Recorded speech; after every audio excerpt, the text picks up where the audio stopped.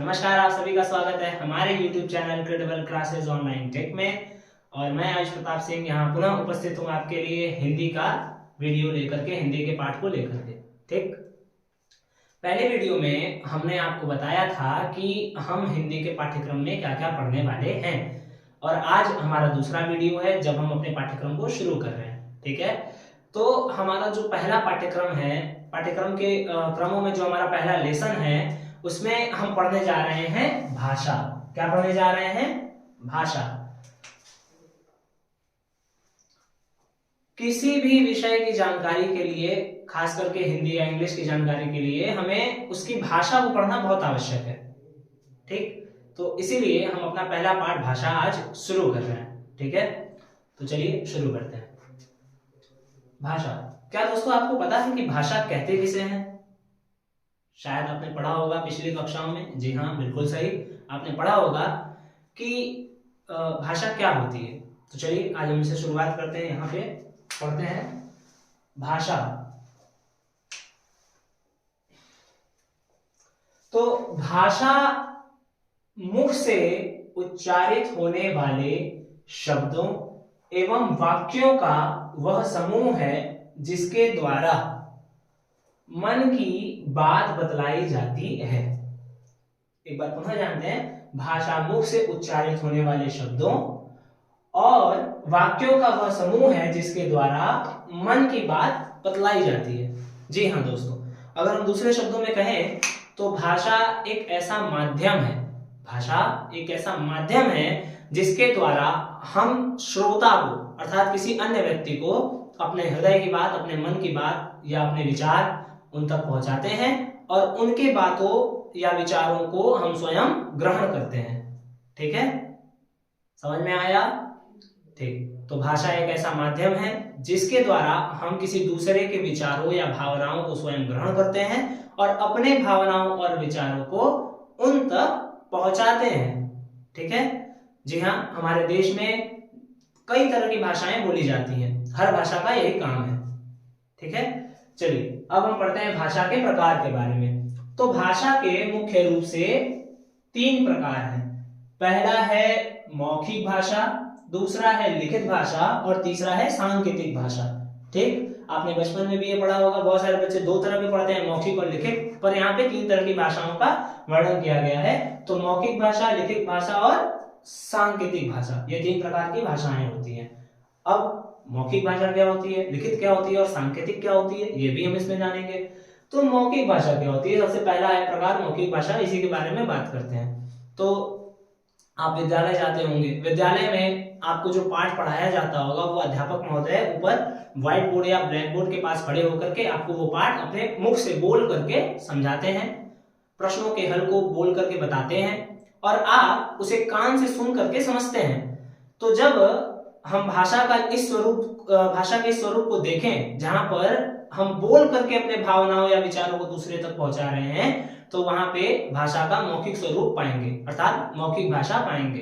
ठीक है, तो हम ये कह सकते हैं कि जब हम अपने भावनाओं या विचारों को या अपनी बात को बोलकर दूसरे को कहते हैं, समझाते हैं, या अपने विचारों को बोलकर दूसरों तक पहुंचाते हैं, तो उसे हम मौखिक भाषा कहते हैं। ठीक है, जी हाँ, मौखिक भाषा का उदाहरण है, सबसे अच्छा उदाहरण आप कह सकते हैं टीवी न्यूज। प्रतिदिन आप न्यूज देखते ही होंगे, अगर नहीं देखते तो देखना शुरू कीजिए, बहुत लाभदायक होता है। तो न्यूज जो होता है उसमें कोई वक्ता होते हैं, बोलने वाले, जो हमें बोल करके उस जगह के बारे में हमको बताते हैं, मतलब जो भी घटनाएं हुई हैं या जो जगह की बात करी जा रही है उसके बारे में हमको बतलाते हैं। तो वो मौखिक भाषा का एक सबसे अच्छा उदाहरण है। या फिर आप कॉलेज में होंगे तो आप लेक्चर्स जरूर लेते होंगे, आप सुनते होंगे अपने टीचर को, अपने प्रोफेसर को, तो उनकी जो बातें आप सुनते हैं वो भी मौखिक भाषा का ही एक एग्जाम्पल है। ठीक, दूसरा भाषा आता है लिखित भाषा। लिखित भाषा क्या होती है आपको पता है? चलिए हम आगे पढ़ते हैं। लिखित भाषा बताता हूं, मैं खुद आपको बताता हूं। आपने कभी एग्जाम दिया होगा, उसमें आप जो आंसर्स लिखते हैं, क्या वो प्रश्न आपको कोई बोलकर बताता है?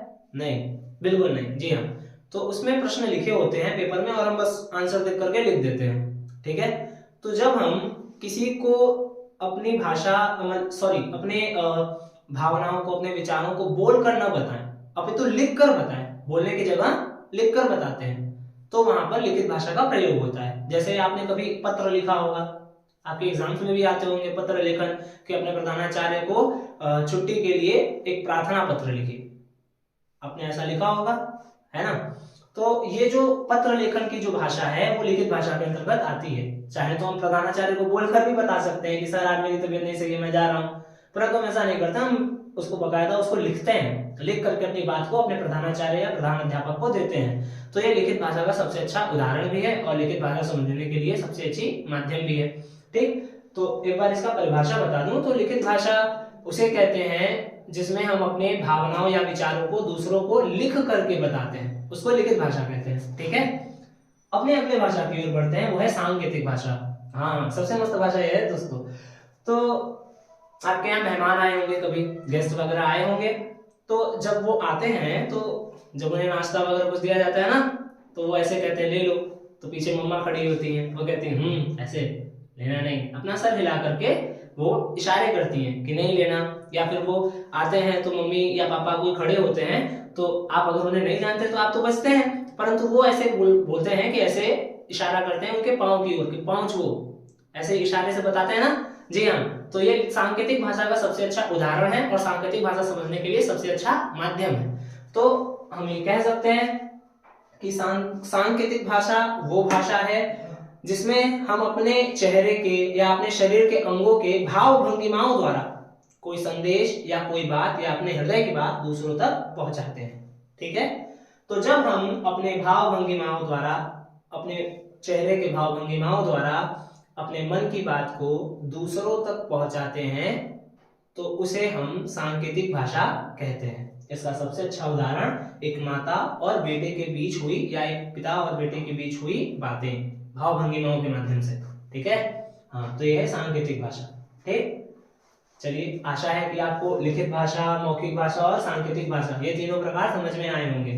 ठीक है, चलिए आगे अब कुछ और जानते हैं अपनी भाषा के बारे में। आपको तो पता ही है कि हमारे देश में हिंदी सबसे ज्यादा बोली जाती है, तो हिंदी की जो भाषा है वो कैसे शुरू हुई, मतलब उसको कैसे हमने स्टार्ट किया बोलना, और वे हमारे जैसे कि देश में बहुत सारे राज्य हैं, तकरीबन 28 राज्य हैं, तो 28 राज्यों में कहाँ कहाँ कौन कौन सी भाषाएं बोली जाती हैं, इसको भी हम इस वीडियो में जानेंगे। तो सबसे पहला पॉइंट है कि हिंदी विश्व की प्रमुख भाषा है। जी हाँ दोस्तों, आज भारत की आबादी बहुत ज्यादा है, बहुत ज्यादा, करीबन हमें तो लगता है कि आज हमारा देश पॉपुलेशन के मामले में, आबादी के मामले में पहले नंबर पे होगा। तो एक तरह से जब हम पहले नंबर पे पॉपुलेशन में हैं तो सबसे ज्यादा बोली जाने वाली भाषाएं भी तो हमारे यहाँ ही होंगी। जी हाँ, इसलिए जो हिंदी भाषा है वह विश्व की प्रमुख भाषा है, बहुत प्रमुख भाषा है। इसका वर्णन, हमारी जो भाषा है हमारे संविधान में उसका वर्णन किया गया है, तो इसका वर्णन, हिंदी भाषा का वर्णन हमारे संविधान के 17वें एवं 8वीं अनुसूची में अनुच्छेद संख्या 343 से 351 में की गई है। ठीक है, हिंदी भाषा का जो संविधान में वर्णन है वो 17वीं एवं 8वीं अनुसूची में अनुच्छेद संख्या 343 से 351 में की गई है। अब 8वीं अनुसूची में जो हमारी भाषाएं शामिल है हमारे देश की, उनमें टोटल 22 भाषाएं हैं। कितनी? 22 भाषाएं हमारे हिंदी में शामिल है। कितनी है दोस्तों? 22 भाषाएं। अब ये भाषाएं कौन कौन सी है? जी हाँ, ये भी जरूर जानेंगे। तो ये भाषाएं हैं कश्मीरी, सिंधी, पंजाबी, फिर हिंदी, फिर बंगाली, फिर आसामी भाषा, उसके बाद उड़िया, गुजराती, मराठी, कन्नड़, तेलुगु, तमिल, मलयालम, उर्दू, संस्कृत, नेपाली, मणिपुरी, कोंकणी और बोंडो, डोंगरी एवं मैथिली एवं संथाली, ये सभी भाषाएं हमारे यहाँ हमारे राष्ट्र में मान्यता प्राप्त, संविधान द्वारा मान्यता प्राप्त भाषाएं हैं। ठीक है, और एक और बात जो विशेष ये है कि हमारे देश की कोई राष्ट्रभाषा नहीं है। हर देश की अपनी राष्ट्रभाषा होती है, पर हम इसमें थोड़े चूक गए हैं, हमारे देश की कोई राष्ट्रभाषा नहीं है। जी हाँ दोस्तों, हमारे देश की कोई राष्ट्रभाषा नहीं है, पर हाँ हमारे देश में राज्य भाषा जरूर है, और राज्य भाषा के रूप में हम हिंदी को स्वीकार किए हुए हैं। ठीक है, जी हाँ। और हिंदी को कब स्वीकार किए, कैसे स्वीकार किए, हम आपको बता देंगे। तो हिंदी को संविधान में 17वीं एवं 8वीं अनुसूची में शामिल किया गया है, उसके द्वारा उसको मान्यता प्राप्त भाषा बनाई गई है। और चूंकि हमारे देश में कोई राष्ट्रभाषा तो है नहीं, तो राजभाषा के रूप में हम हिंदी को स्वीकार किए हुए हैं। इसीलिए हम हर साल 14 सितंबर को हिंदी दिवस के रूप में मनाते हैं। जी हाँ दोस्तों, किस दिन? 14 सितंबर को। हर साल हम 14 सितंबर को हिंदी दिवस के रूप में मनाते हैं। अब इन भाषाओं में कुछ भाषा ऐसी है जो बिल्कुल नहीं होगी आपके लिए, जैसे अगर हम आपको बोले बोडो, अगर हम आपको बोले मैथिली या डोंगरी या फिर कोंकणी, ये सब जो भाषाएं हैं ये आपके लिए बिल्कुल नहीं होंगी। तो हम इसमें कुछ विशेष भाषाओं को जानेंगे कि वो भाषाएं भारत में किस जगह पर बोली जाती हैं। ठीक है, तो ये रही हमारी भाषाएं जो कुछ विशेष हैं, और ये उनके बोले जाने वाले स्थान हैं। ठीक, तो ये है भाषा और ये उनको बोले जाने वाले स्थान। तो सबसे पहली भाषा है जो हमारी है वो है संथाली। कौन सी भाषा? संथाली भाषा। तो संथाली कहाँ बोली जाती है? संथाली बोली जाती है झारखंड में और पश्चिम बंगाल में। जी, इन दो राज्यों में ये भाषाएं बोली जाती है, दो स्थानों पर ये भाषाएं बोली जाती हैं। उसके बाद है उड़िया। उड़िया लैंग्वेज जो है वो उड़ीसा में बोली जाती है। कहाँ बोली जाती है? उड़ीसा में। जी हाँ। उसके बाद है कन्नड़। कन्नड़ भाषा जो है वो बोली जाती है कर्नाटक में। कहाँ? कर्नाटक में। उसके बाद है तेलुगु। तेलुगु जो भाषा है वो तेलंगाना और आंध्र प्रदेश में बोली जाती है। जी, इन दो जगहों पर इसका बहुत ज्यादा प्रयोग किया जाता है, आंध्र प्रदेश और तेलंगाना। उसके बाद है तमिल। तमिल को तमिलनाडु में बोलते हैं। उसके बाद है मलयालम। मलयालम को केरला और लक्षद्वीप पे बोलते हैं। जी हाँ, लक्षद्वीप पे भी हम लोग इसी भाषा का प्रयोग करते हैं, मलयालम का। ठीक है, मोस्ट इंपोर्टेंट संस्कृत। आपको पता है कि हमारे देश में संस्कृत बोलने वाले गिने चुने ही मतलब लोग होंगे जिनको संस्कृत आता है, या जो संस्कृत में सारा संवाद कर सकते हैं। परंतु भारत में एक जगह, कर्नाटक में एक जगह है, राज्य कर्नाटक, एक स्थान है, वहां पर एक गांव है, वो है मत्तूर। कौन सा गांव है? मत्तूर। भारत के कर्नाटक का जो मत्तूर नामक गांव है, शहर है, वहां पर आज भी वहां पर संस्कृत में ही बातचीत की जाती है। जी हाँ, आपने शायद ये पहली बार जाना होगा कि भारत के कर्नाटक में जो मत्तूर जिला है, स्थान है, वो संस्कृत ही वहां पर प्रचलन में आज भी है, और बहुत अच्छे तरीके से वहां पे लोग संस्कृत बोलते हैं और जानते हैं, बहुत अच्छा जानकारी रखते हैं लोग। उसके बाद है कोकड़ी। कोकड़ी बोली जाती है गोवा में। ठीक, हाँ। और उसके बाद है बोडो।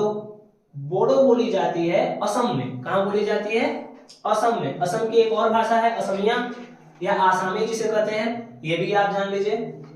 उसके बाद बोली जाती है डोंगरी। डोंगरी जम्मू कश्मीर में बोली जाती है, जम्मू और कश्मीर की भाषा है डोगरी। उसके बाद है मैथिली। मैथिली बोली जाती है पश्चिम बंगाल में और झारखंड में। ठीक, जी हाँ, पश्चिम बंगाल और झारखंड में मैथिली भाषा बोली जाती है। तो आशा है आपको ये भाषा और उनके बोले जाने वाले स्थान ये अच्छे से समझ में आए होंगे। उसके साथ साथ हम इसको भी पढ़ चुके हैं, आप चाहे तो स्क्रीनशॉट ले लें। एक सेकंड के लिए मैं हट जाता हूं। जी चलिए, तो उम्मीद करता हूं कि आज का टॉपिक क्लियर हो गया होगा। तो आज हमने क्या क्या पढ़ा, एक बार रिकैप कर लेते हैं फटाफट से। हमने पढ़ा भाषा, भाषा की परिभाषा पढ़ी।